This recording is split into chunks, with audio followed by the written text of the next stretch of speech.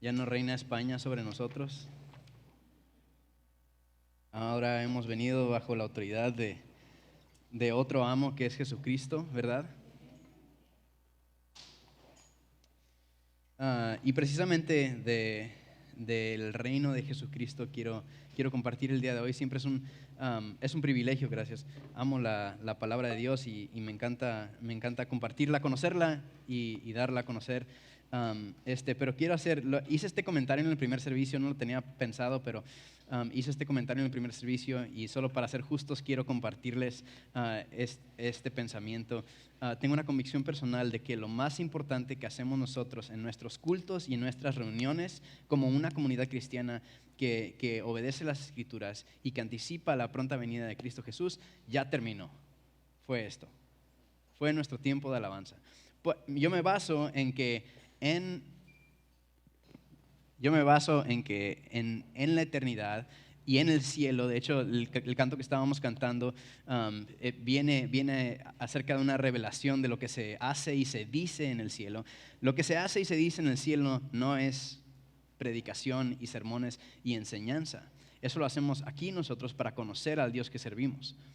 Lo que hacemos en el cielo es alabar y adorar a Dios. Los seres vivientes, esto me encanta, lo he dicho un montón de veces, pero los seres vivientes que están en la presencia de Dios 24/7, o sea, siempre, no son muy creativos para dirigirse a Dios. Se la pasan diciendo, santo, santo, santo eres tú. Y nosotros algún día vamos a estar en el mismo lugar que los seres vivos, no en exactamente la misma posición, pero vamos a estar en la presencia de Dios y vamos a estar cantando sus alabanzas. Entonces, quiero nada más hacer una pequeña aclaración por si alguien tiene la duda. Lo que hace el grupo de alabanza, soy parte del ministerio de alabanza, todos lo hacemos de todo corazón, pero lo que hace el grupo de alabanza no es para nuestro entretenimiento, no es para deleitarnos con buena música y para inspirarnos un mensaje positivo. Es una herramienta. Es como si nos estuvieran dando una pala para excavar, ¿verdad? Nos están dando una herramienta para que nosotros levantemos nuestra alabanza y adoración a Dios. Así como usted en su casa puede poner un CD y puede alabar a Dios con esa música y con esa letra, la idea es que aquí haga lo mismo. No que aquí venga y escuche que también ensayaron el grupo de alabanza, que también les quedaron las canciones. Es una herramienta para nosotros utilizarla en nuestra alabanza a Dios. Lo que viene es el mensaje y no es que no tenga importancia, solamente no es lo primero. Lo primero ya terminó y vamos a pasar a otra cosa importante. Hoy voy a hablar, el título que le puse a este mensaje es El sacerdocio de Jesús. Y mi deseo era yo conocer cuál era de qué se trata el puesto de sumo sacerdote que ocupa Jesús sobre su iglesia. Y empecé a estudiar y me di cuenta que necesitaba comprender un montón de cosas adicionales. Como que para comprender qué hace Jesús como sumo sacerdote, tenemos que entender dos cosas principalmente. Uno, la función de todos los sacerdotes y específicamente el sumo sacerdote. Y dos, tendríamos que entender el sistema sacrificial del Antiguo Testamento. Así que decidí dividir este mensaje. Esta es la parte número 1. Le pondremos por título el sacerdocio de Jesús, parte 1, y hoy nos vamos a enfocar en tratar de comprender cómo funcionaba el sistema sacrificial del Antiguo Testamento, ¿okay? Pero antes, ¿por qué no me acompaña a Hebreos 4:14?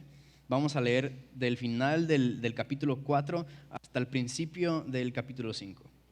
Hebreos 4:14, estoy leyendo la Nueva Traducción Viviente y este pasaje debe estar en las pantallas. Dice Hebreos 4. Por lo tanto, ya que tenemos un gran sumo sacerdote que entró en el cielo, Jesús, el Hijo de Dios, aferrémonos a lo que creemos. Nuestro sumo sacerdote comprende nuestras debilidades porque enfrentó todas y cada una de las pruebas que enfrentamos nosotros. Sin embargo, Él nunca pecó. Así que acerquémonos con toda confianza al trono de la gracia de nuestro Dios. Allí recibiremos su misericordia y encontraremos la gracia que nos ayudará cuando más la necesitemos. Hebreos 5:1 dice, todo sumo sacerdote es un hombre escogido para representar a otras personas, digan otras personas, en su trato con Dios. Él presenta a Dios las ofrendas, digan ofrendas, de esas personas y ofrece sacrificios, digan sacrificios, por los pecados. Y puede tratar con paciencia a los ignorantes y descarriados, porque Él también está sujeto a las mismas debilidades. Por esa razón debe ofrecer sacrificios tanto por sus propios pecados como por los del pueblo. Y nadie puede llegar a ser sumo sacerdote solo porque desee tener ese honor. Tiene que ser llamado por Dios para ese trabajo, como sucedió con Aarón. Por eso, Cristo no se honró a sí mismo haciéndose sumo sacerdote, sino que fue elegido por Dios, quien le dijo: tú eres mi hijo, hoy he llegado a ser tu padre. Y en otro pasaje, Dios le dijo: tú eres sacerdote para siempre, según el orden de Melquisedec. Mientras estuvo aquí en la tierra, Jesús ofreció oraciones y súplicas con gran clamor y lágrimas al que podía rescatarlo de la muerte. Y Dios oyó sus oraciones por la gran reverencia que Jesús le tenía. Aunque era hijo de Dios, Jesús aprendió obediencia por las cosas que sufrió. De ese modo, Dios lo hizo apto para ser el sumo sacerdote perfecto, y Jesús llegó a ser la fuente de salvación eterna para todos los que le obedecen.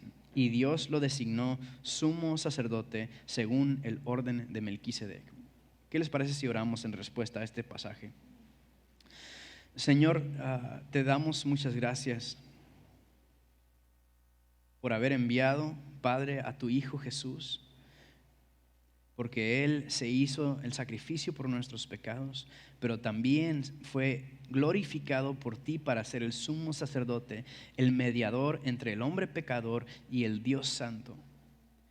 Señor, ayúdanos, ilumínanos, alúmbranos, Señor, para poder comprender esta realidad y para echar mano de aquel que aboga por nosotros, que intercede por nosotros día y noche. En el nombre de Cristo Jesús. Amén. Para poder comprender, nosotros los cristianos modernos, por así llamarnos o identificarnos, tenemos una gran dificultad para comprender el concepto de un sumo sacerdote que intercede por nosotros, principalmente porque ninguno de nosotros tenemos el concepto de que necesitamos a un sacerdote para acercarnos a Dios, ¿verdad? Yo puedo orar en mi habitación a solas y puedo tener la certeza de que Dios me escucha, ¿no? Entonces decimos, bueno, como que nos hace un poquito de ruido pensar que el sumo sacerdote es un mediador entre nosotros y Dios. No estamos acostumbrados a esa idea. De la misma manera, no estamos acostumbrados a ofrecer sacrificios cuando pecamos en contra de Dios, ¿verdad? Hacemos algo que no le agrada a Dios, sentimos convicción, nos arrepentimos de nuestro pecado y le damos, ¿no? Y seguimos adelante.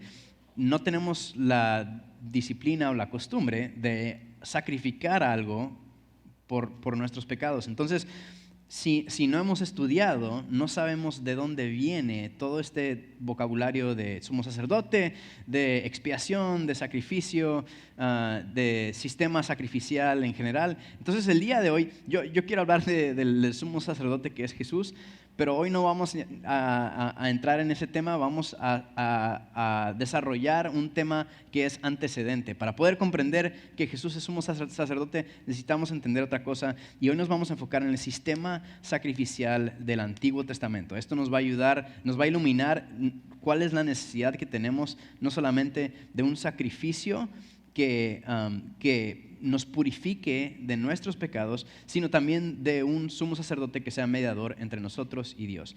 Y si ustedes gustan llevárselo de tarea, les recomiendo 4 capítulos que los lean en casa. Es Levíticos 8, 9, 10 y 16. Y en Levíticos 8, 9, 10 y 16, usted se va a dar cuenta, si quieren apuntarlo por ahí, no estoy viendo muchas plumas moviéndose, Levítico 8, 9, 10 y 16, le va a ayudar a entender el sistema sacrificial, qué tipos de sacrificios se hacían, por qué se hacían y cuál era el rol que tenía el sacerdote en esos sacrificios.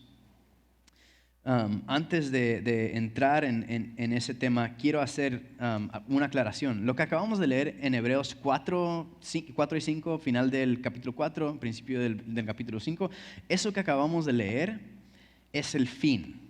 O sea, esa es la culminación. Ahí el sistema sacrificial del Antiguo Testamento tiene su cumplimiento en perfección para toda la eternidad. Lo que acabamos de leer, donde Jesús toma su lugar como sumo sacerdote y también como sacrificio de expiación por nosotros, ese es el definitivo, ese es el bueno, esa es la consumación de este antiguo pacto, ¿ok? Pero vamos a ver de qué se trataba ese pacto. La situación en la que se encontraba, Levítico es donde Dios le enseña a su pueblo qué tienen que hacer para ser purificados de su pecado y más cosas, ¿no? Y el contexto de Levítico es que, ¿recuerdan que Dios escogió a un pueblo para sí mismo? ¿Cómo se llamaba?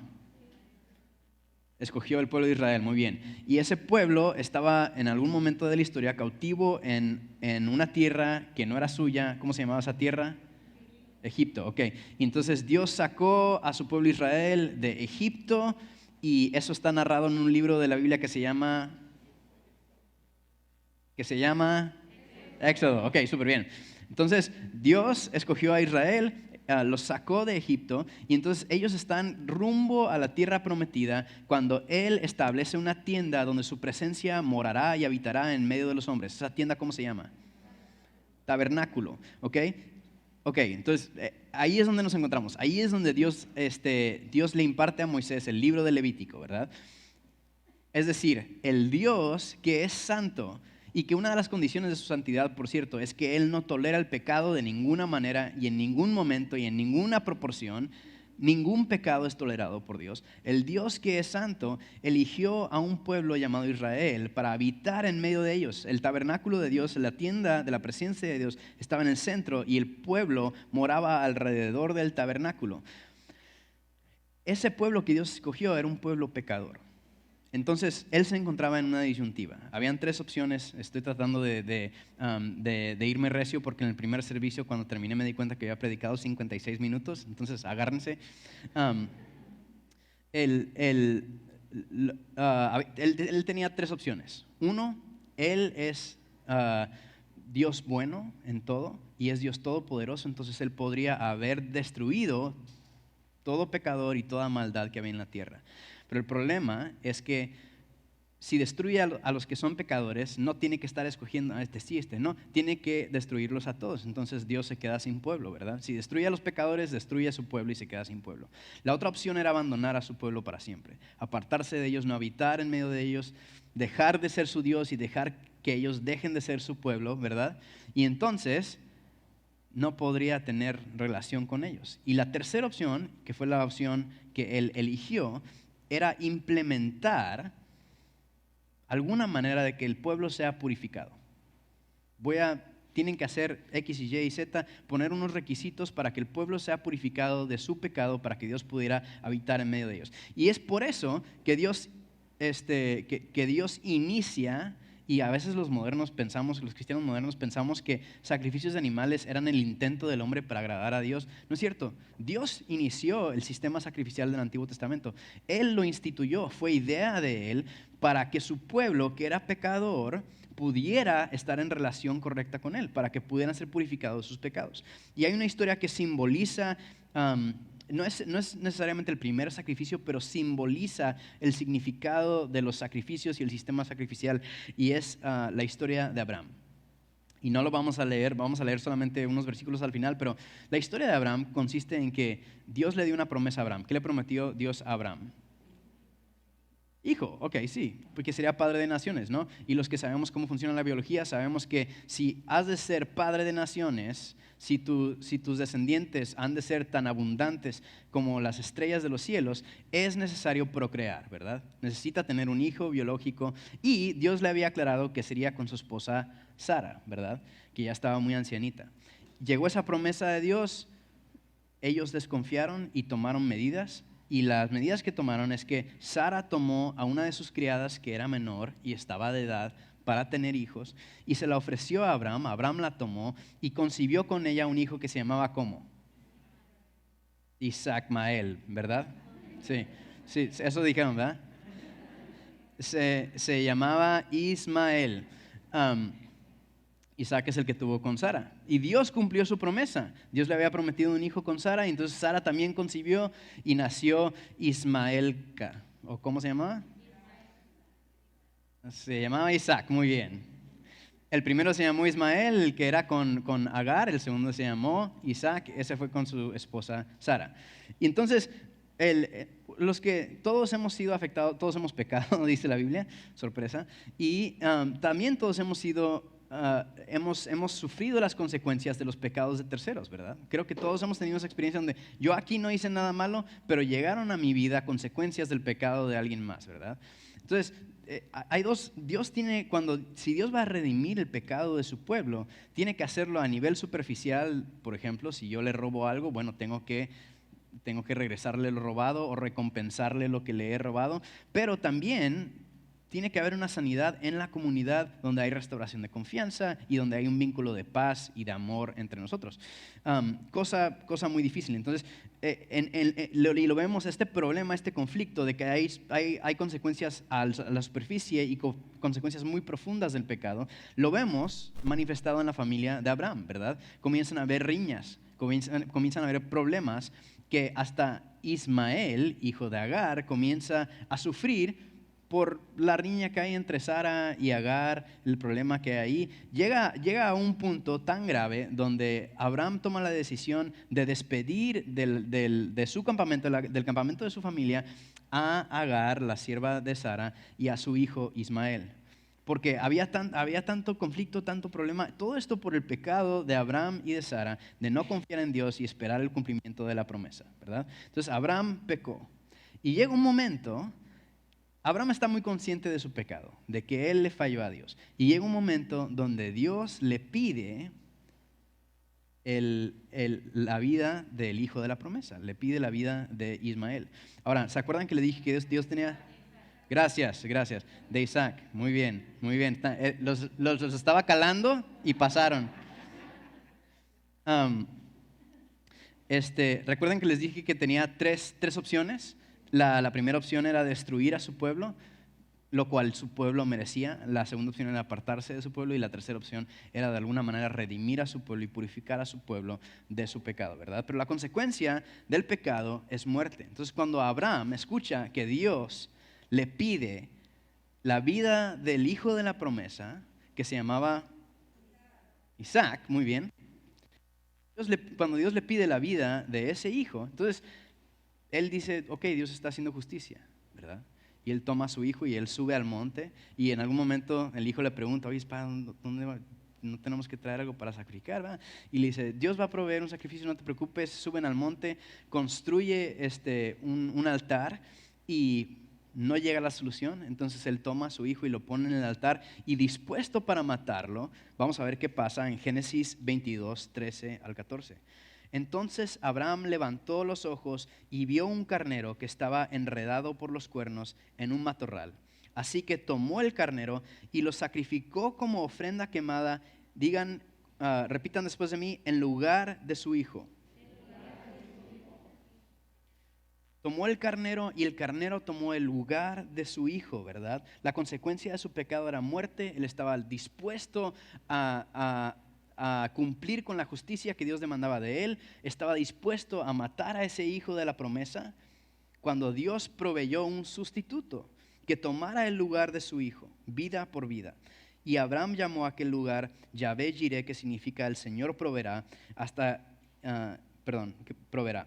Hasta el día de hoy la gente todavía usa ese nombre como proverbio. En el monte del Señor será provisto. Y este es como un modelo. Más adelante Dios lo desarrolla, les digo, en Levítico 8, 9, 10 y 16. Él va desarrollando de qué se tratan los sacrificios, cómo deben ofrecerse, quién debe ofrecerlos, y cómo funcionan los diferentes roles de los sacerdotes. Pero en esencia, de eso se trata el sistema sacrificial. La consecuencia decimos a veces la consecuencia del pecado, pero la realidad es que el pecado acarrea muerte, trae consigo muerte. No es que Dios nos castigue con muerte nuestro pecado, es que nuestro pecado trae muerte, ¿verdad? Y Dios quiere darnos vida. Entonces, el sistema comunicaba que el perdón tenía un alto precio, comunicaba que el castigo del pecado era muerte y comunicaba que sin derramamiento de sangre no había remisión de pecados. Hebreos 9:22 dice, de hecho, según la ley de Moisés, casi todo se purificaba con sangre porque sin derramamiento de sangre no hay perdón. Entonces, el pueblo de Dios, nosotros lo vemos como algo muy grotesco. Yo lo comenté en el primer servicio, a mí me gustaron mucho las películas del Señor de los Anillos y yo estaba como empezando la prepa, creo, cuando salió la primera película y la vi, me gustó mucho. Tiene muchas escenas épicas de acción y batalla y no quiero hacerle promo a la película, ¿no? Pero sí gusta verla adelante. Y las cosas que a mí más me gustaban eran las escenas de batalla.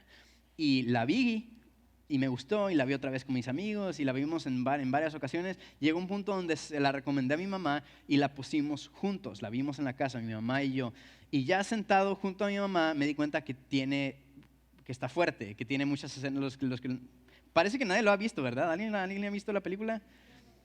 Ok, sí, me estoy dando cuenta como que el segundo servicio no vio las películas del Señor de los Anillos, no se preocupen, pero hay unas batallas y hay escenas no voy a entrar en muchos detalles, pero donde están cortándose los brazos y traspasándose con flechas y cosas así, o sea, es como muy gráfica la violencia. Yo tengo cromosoma Y, así que lo tolero más que mi mamá, que es mujer y no le gusta la violencia y todo eso. Entonces estaba viendo la película junto con mi mamá y me di cuenta como esto es un poquito sanguinario y sangriento.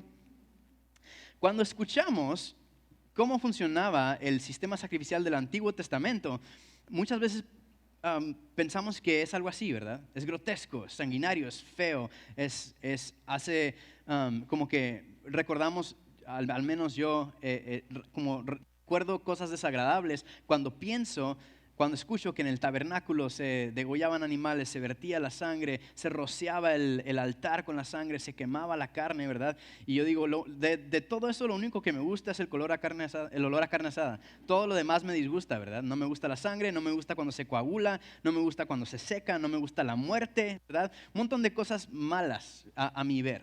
Pero tenemos que entender que nuestra cultura es muy diferente a la cultura del pueblo de Israel. Era una cultura muy antigua y la Biblia lo dice y ellos creían muy firmemente que la vida se encontraba ¿en qué? En la sangre. La sangre era la vida. Cuando le sacabas la sangre a un animal, el animal moría, ¿verdad? Entonces, lo que ellos consideraban que cuando sacaban la sangre de un animal, estaban sacando la vida del animal. Conscientes de que su pecado acarreaba muerte, no solamente muerte a aquellos afectados directamente, sino a toda la comunidad, que traía muerte a sus relaciones, traía muerte a sus comunidades, ¿verdad? Conscientes de esto, Dios les dio un ritual simbólico que los ayudara a ver la obra de purificación y de restauración que Dios haría en ellos. No que estaba haciendo, que iba a hacer en medio de su pueblo amado. Entonces, quiero leer algo que solo quiero leerlo porque quiero decirlo tal cual. Por medio del sistema sacrificial del Antiguo Testamento, Dios le dio a su pueblo escogido algo que hacer con sus manos, algo que ver con sus ojos, algo que escuchar con sus oídos y algo que oler con sus narices, para que sus corazones incrédulos se llenaran de fe, descansando en que Dios estaba sanando su tierra, redimiendo a su pueblo y perdonando el pecado. Ahora, usted me pudiera preguntar, y haría bien en hacerlo, entonces, el pueblo de Israel, cuando hacía estos sacrificios, ¿no eran perdonados de sus pecados? Me atrevo a responder que no, porque es lo que la Biblia me enseña. Estos sacrificios de animales que se ofrecían eran llamados sacrificios expiatorios. Y si ustedes como yo probablemente piensan que expiación significa purificación, limpieza, estábamos muertos en nuestros delitos y pecados, fuimos expiados y entonces pasamos a vida, ¿verdad? Pensamos todo eso, pero la realidad es que expiación significa cubrir.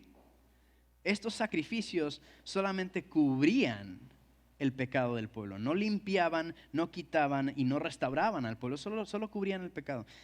Tengo aquí mi botella, esta es la tapadera de mi botella. Ustedes lo ven, aquí está, pueden escuchar que es sólida, ¿verdad? Y si yo la escondo detrás de mi camisa, si yo la tapo, deja de existir. Sigue estando aquí, ¿verdad? Sigue siendo el mismo tapón. De la misma manera, Dios cubría el pecado del pueblo y lo pasaba por alto. Esto lo explica Pablo en la carta a los Romanos, capítulo 3. Dice, pues Dios ofreció a Jesús como el sacrificio por el pecado. Las personas no son declaradas justas a los ojos de Dios cuando creen que Jesús sacrificó su vida al derramar su sangre. Ese sacrificio muestra que Dios actuó con justicia cuando se contuvo y no castigó a los que pecaron en el pasado, porque miraba hacia el futuro y de ese modo los incluiría en lo que llevaría a cabo en el tiempo presente, hablando del sacrificio de Jesús. Es decir, el pueblo de Israel no estaba siendo limpiado de sus pecados por los sacrificios de los animales, sino que estaban, por medio de los sacrificios de los animales, estaba Dios cubriendo sus pecados y estaba siendo paciente con ellos, perseverando con ellos, para incluirlos más adelante en el sacrificio de Cristo Jesús, que es el bueno, es el definitivo y es para siempre. Continúa diciendo, Dios hizo todo esto para demostrar su justicia, porque Él mismo es justo, imparcial, y a los pecadores los hace justos a sus ojos cuando creen en Jesús. Ok, entonces usted me puede decir, bueno, si no estaba perdonando pecados con sacrificios de animales, entonces, ¿por qué les dijo que lo hicieran? Bueno, porque Él es Dios, salud, el que había sido ofendido por los pecados era Él, y Él puede decidir con qué cubre pecados y con qué no. Porque Él es Dios. Entonces Él decidió darle al pueblo de Israel una oportunidad para poder vivir en relación correcta con ellos. Él decidió darles una manera, es un regalo de Dios. Y nosotros lo podemos ver muy grotesco, pero para ellos, ¿recuerdan lo que les dije de la sangre? Que para ellos sangre es equivalente a vida. Entonces ellos, con la conciencia de que con su pecado habían traído muerte a su comunidad, recibieron permiso de Dios para conseguir vida, ¿verdad? Vida líquida y roja, y para rociarlo, simbolizando que Dios estaba purificando y trayendo vida de nuevo a su pueblo. Es un ritual simbólico y quiero hacer una pequeña aclaración. Nosotros hoy día practicamos en especial dos rituales simbólicos. Los rituales simbólicos no son solamente de otras religiones, de otra fe. Nosotros también practicamos y dos de ellos son la Santa Cena y el bautismo, ¿verdad? El bautismo, cuando uno se sumerge en las aguas, está simbolizando que estaba muerto en sus delitos y pecados, y cuando es levantado de las aguas, está simbolizando que ha recibido vida eterna por medio del sacrificio de Cristo Jesús. No morimos literalmente, ¿verdad? No nos ahogan y luego nos resucitan cuando salimos del agua. Es simbólico, es un ritual simbólico de algo que está pasando a nivel espiritual, ¿verdad? Y lo mismo con la Santa Cena, no nos estamos comiendo a Jesús, no estamos bebiendo literalmente la sangre de Jesús, estamos haciendo memoria del sacrificio que hizo Jesús, que un día su cuerpo fue molido y un día su sangre fue derramada, ¿verdad? Esos son rituales simbólicos, y de la misma manera el sistema sacrificial del Antiguo Testamento era un ritual simbólico, regalo de Dios, que era para traer vida a lo que su pueblo, por medio de su pecado, había traído muerte. Era para cubrir el pecado. Y entonces algún día todo esto apuntaba, y el pueblo de Israel estaba muy consciente que este sistema es temporal y es imperfecto, ¿verdad? Ellos estaban conscientes de que Dios estaba tapando sus pecados y esperando a que hubiera un sacrificio digno en algún futuro. Por eso tanta anticipación por Jesús y el Mesías, ¿verdad? Porque ellos miraban este sistema y decían, ok, gracias, qué gran regalo que podemos ser aceptos delante de ti porque hacemos estos sacrificios de animales, pero inevitablemente estamos conscientes de que algo tiene que cambiar en algún futuro. Jesús dice, Mateo 22, 36 al 40,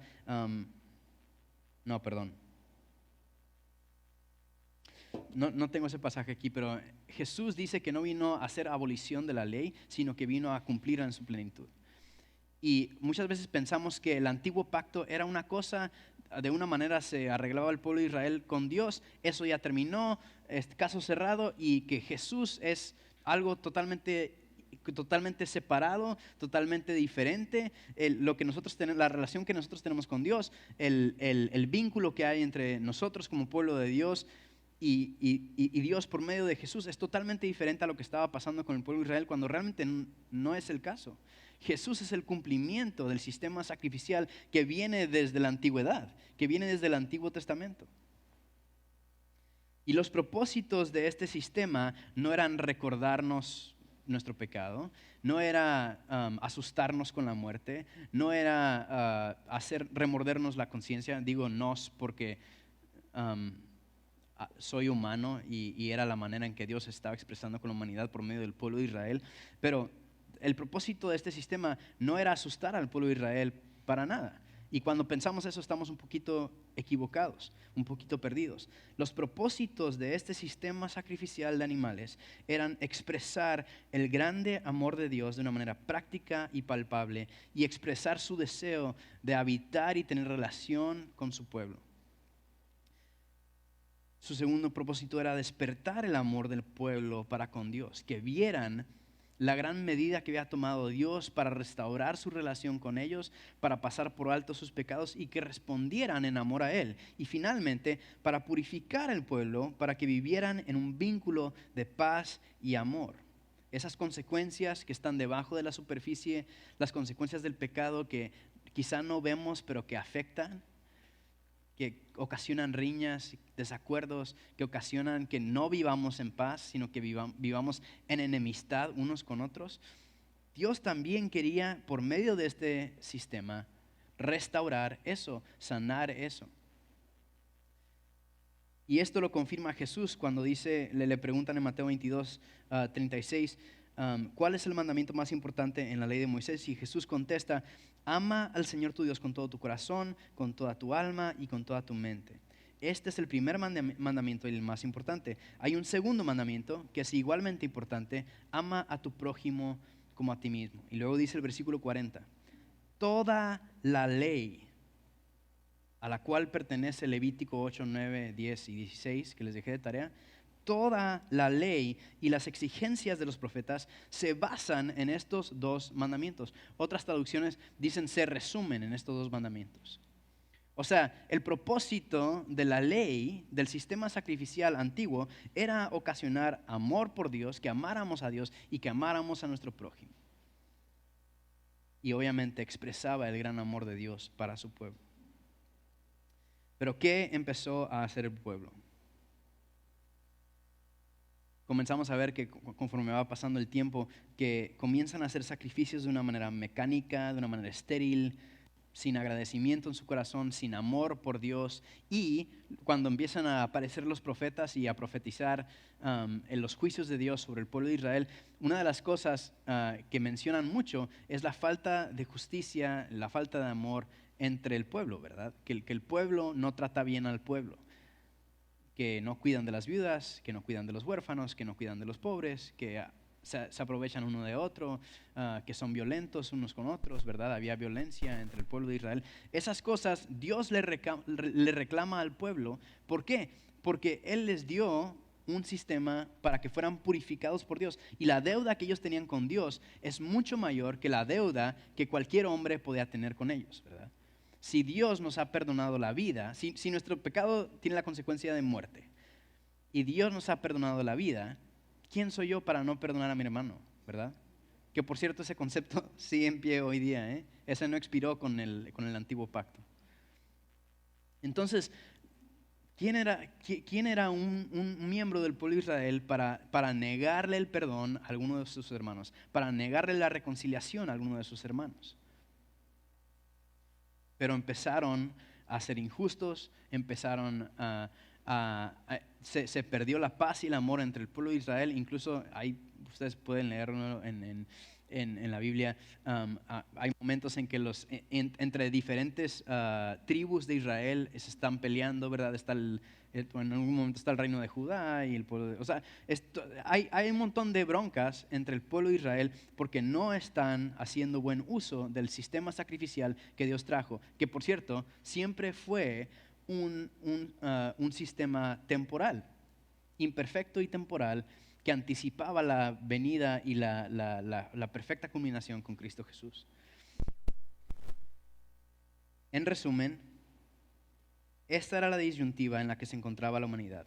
Si sus corazones estaban lejos de Dios, aunque cumplieran con todos los requisitos del antiguo pacto, no serían aceptados. Y es más, aunque hicieran con corazones sinceros todo lo que el antiguo pacto demandaba, no lograban el perdón de pecados, sino convicción de ellos y la expectativa de una gran consumación de un sacrificio digno ofrecido por un sacerdote perfecto. Y aquí es donde próximamente vamos a comenzar a hablar de sacerdotes, del rol que cumplía un sacerdote y de por qué Jesús es ese sacrificio perfecto. Pero lo que le pasó al pueblo de Israel pasa, creo yo, mucho hoy en día. Que de tanto hacerlo, de tanto hacer estos sacrificios para expiación de pecados, para ser purificados y aceptos delante de Dios, dejaron de hacerlo con sinceridad y humildad en sus corazones. De hecho, la Biblia nos orienta a que con cautela participemos de otros rituales simbólicos como la Santa Cena y como el bautismo, ¿verdad? Porque no es para hacerse sin conciencia, por eso no bautizamos a niños. La idea es hacerlo con conciencia. Y el pueblo de Israel estaba haciendo estos sacrificios de una manera estéril, de una manera mecánica y sin conciencia de lo que estaban haciendo. Y hoy día podemos hacer nosotros también lo mismo, aún con el nuevo pacto y con el sacrificio perfecto de Cristo Jesús, acercándonos a Él, haciendo una breve confesión, pidiendo perdón de nuestros pecados, abusando de la gracia, sin ninguna intención de someter la autoridad de nuestras vidas bajo Cristo. Quiero contarles una historia para terminar.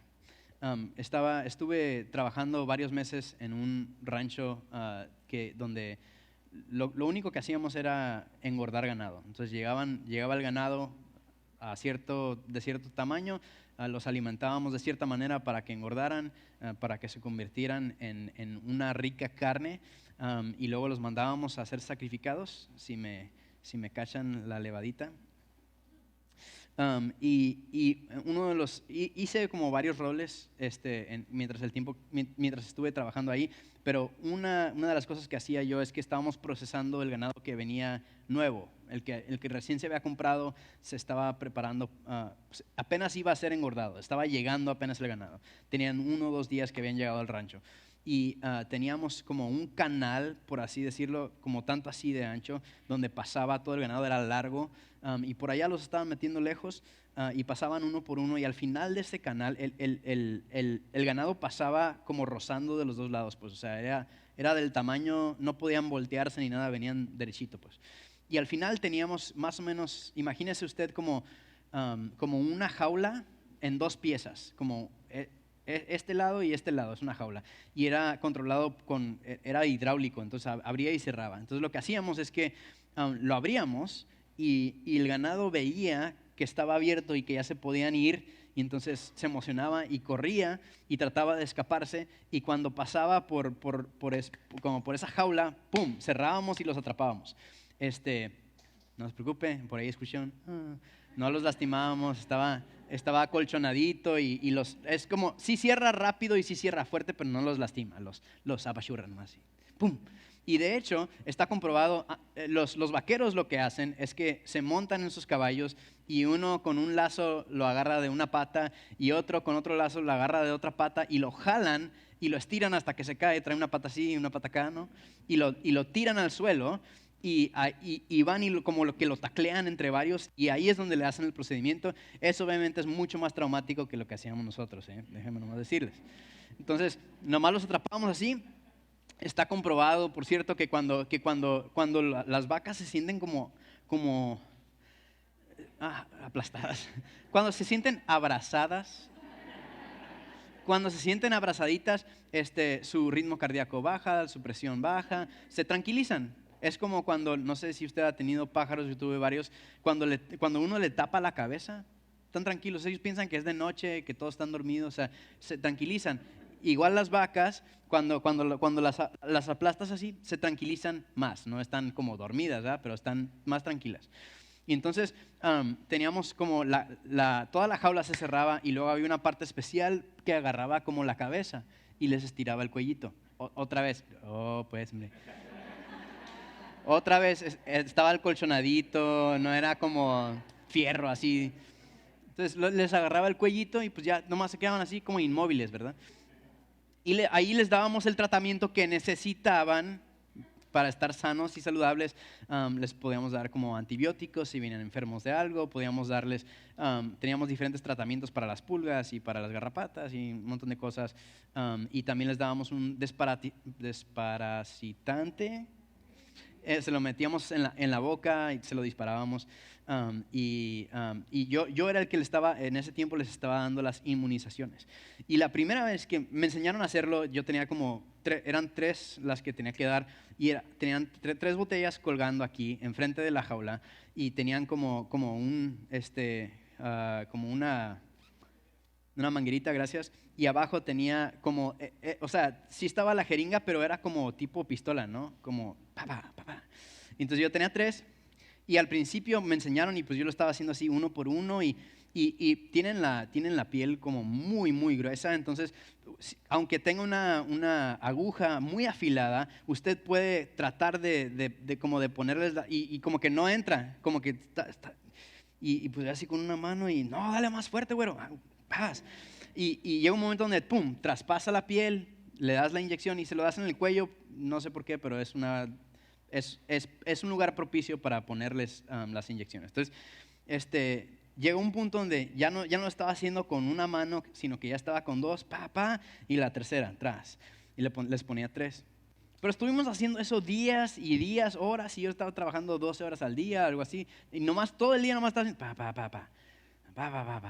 y todo el día estaba haciendo yo eso, nada más cuando se acababa, pues cambiaba acá arriba, y cuando de plano ya llegaba un punto donde las agujas, los que saben cómo funcionan las agujas, saben que se doblan como del lado más debilito, y llegaba un punto donde ya las agujas ya eran estaban como curveadas, ¿no? Entonces yo ya no entraba bien, y cuando salía como que reventaba la piel, y decía yo, no, ahora sí ya tenemos que cambiar la aguja, ¿no? Ya está muy pasado de lanza. Ya cambiaba la aguja y se detenía todo el proceso. Y la verdad, muy impacientes todas las personas. No había ningún hombre virtuoso, paciente, que dijera, sí, no, tómate tu tiempo. Que si yo tenía que cambiar agujas, estaban todos así. Y estaba trabajando yo con puros señores mayores. Creo que yo tenía como 24 años, y no mayores, pero mayores que yo, porque ya se estaban sin ti, ya estaban enojados algunos, todavía ni decía la edad. Yo tenía en aquel entonces 24, por cierto, 25 en aquel entonces habría sido mayor para mí, porque yo tenía 24, pero era 24, yo tenía 24, y el que me seguía tenía como 47, y de ahí para hasta los 68, ¿no? Entonces yo era el chamaquito que estaba trabajando ahí. Y me acuerdo, entonces yo por no detener el proceso, pues hasta que casi tronaran las agujas, ¿no? Estaba dándole. Y estaba usando unos guantecitos de plástico. Y en una de esas, y al final ya estaba tenía las 2 jeringas, y cuando me lo acomodaban, ¡paz! Así, de una le ponía 2, y luego agarraba la otra y le ponía la tercera, ¿no? Y estaba trabajando rápido.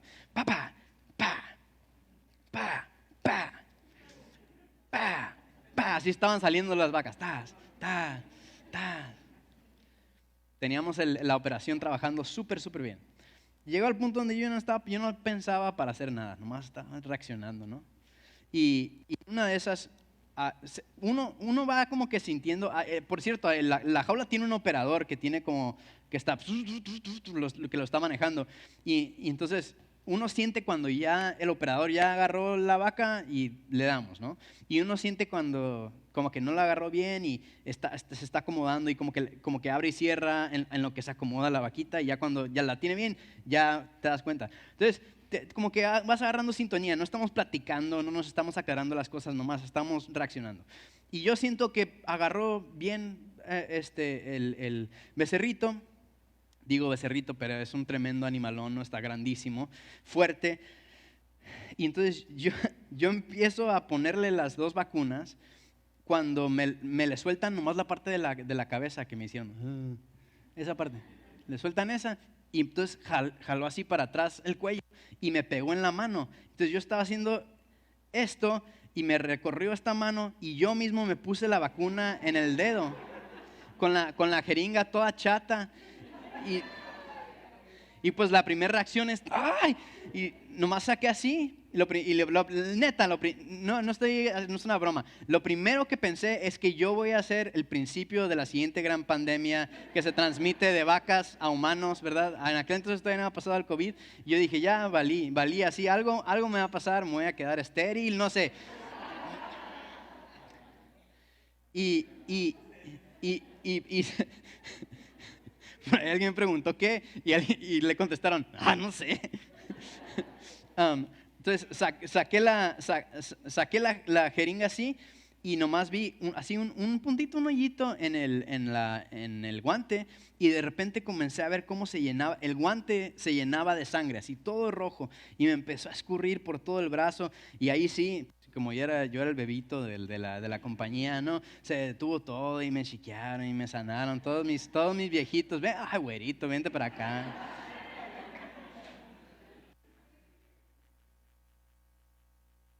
Lo mismo nos puede pasar a nosotros con Jesús, con el precioso sacrificio de Jesús, que de tanto hacer las cosas ya no las hacemos pensando, que nos acercamos a Él. ¿Cuántas veces no hemos estado en esa posición donde estamos pidiendo arrepentimiento por la milésima vez? Perdón, estamos pidiendo perdón, nos estamos arrepintiendo de Dios por la milésima vez y perdemos de vista qué estamos haciendo. Perdemos de vista que la consecuencia de nuestro pecado es la muerte. Perdemos de vista que el antiguo pacto y el sistema sacrificial fue cumplido y consumado con el sacrificio de Cristo Jesús. Es decir, Jesús ya murió por mi pecado. Y que cuando me acerco a Él estoy declarando mi fe en Él y estoy me estoy arrepintiendo y me estoy apartando de mi pecado. ¿Y cuántas veces lo hemos hecho mecánicamente, estérilmente, con nuestros corazones lejos de Dios? El día de hoy quiero animarlo, quiero exhortarlo, pero más que nada quiero invitarlo a que recordemos cuán grave, cuán severo, cuán profundo, cuán ancho es el amor de Dios, que Él dio a su único Hijo. Primeramente, que en el antiguo pacto proveyó una manera para que el pueblo de Dios, antes de la venida de Cristo, pudiera ser purificado. Pero segundo, que Él ofreció a su único Hijo, su Hijo unigénito, para que todo aquel que cree en Él no se pierda, mas tenga vida eterna. Y esa es nuestra gran esperanza. No lo hagamos sin pensar, no lo hagamos sin conciencia. Acerquemos el día de hoy nuestros corazones a Dios. Señor, te damos muchas gracias por el precioso sacrificio de Jesús. Jesús, gracias por obedecer al Padre hasta la muerte y muerte de cruz. Señor, tenemos conciencia de que nada de lo que nosotros suframos en esta vida, en este cuerpo, supera lo que tú sufriste para traer redención, para traer purificación, para limpiarnos de nuestro pecado, para hacernos aceptos delante del Padre. Gracias, Cristo Jesús, por ser el cumplimiento de este sistema sacrificial. Gracias por satisfacer nuestra necesidad de un sacrificio perfecto. Padre, en todo esto no hacemos exaltación de la muerte, no hacemos exaltación de lo grotesco, no hacemos exaltación del remordimiento de conciencia, hacemos exaltación de la vida que tú das, que es eterna. Hacemos exaltación de tu amor, Señor. Gracias, Señor Jesús. Hoy celebramos tu victoria y te damos muchas gracias. En el nombre de Jesús.